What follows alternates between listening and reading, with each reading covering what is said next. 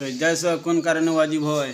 নামাজের ফরজ সমূহের মধ্যে হইতে কোন ফরজকে আগা পিছে করিলে, কোন ফরজকে ভুলিয়া দুইবার আদায় করিলে, নামাজের কোন ওয়াজিবকে ভুল বংশ ছাড়িয়া দিলে অথবা আগা পিছা করিলে, কোন ওয়াজিবকে ভুলিয়া দুইবার আদায় করিলে, জোহরের জায়গায় আস্তের এবং আস্তের জায়গায় জোরে পড়িলে, উপরের উল্লেখিত কারণ হইতে কোন কারণ নামাজের ঘটিয়া গেলে সিজদা সহ ওই নামাজের আদায় করা ওয়াজিব।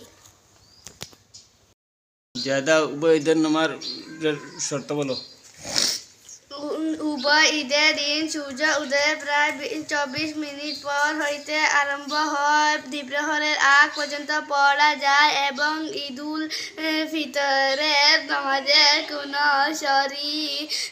উজর বশত ঈদের দিন আদায় করা আরম্ভ সম্ভব না হইলে ঈদুল ফিতরের পরের দিন ও ঈদুল আজহার নামাজে 11-12 হিজলার পরে 2 দিন পর্যন্ত পড়া যায়।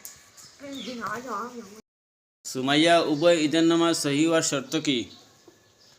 জুম্মার নামাজ আদায়ে যে সব শর্ত থাকা জরুরি, উভয় ঈদের নামাজের ক্ষেত্রে ওই সব শর্তাবলী থাকা অবশ্যই। কেবলমাত্র খুতবা বেলায় উভয়ের মধ্যে এই তফাৎ রয়েছে যে জুম্মার খুতবা শর্ত এবং নামাজের পূর্বে পাঠ করিতে হয়, আর ঈদের খুতবা পাঠ করা সুন্নত উহা নামাজের পরে পাঠ করা হয়।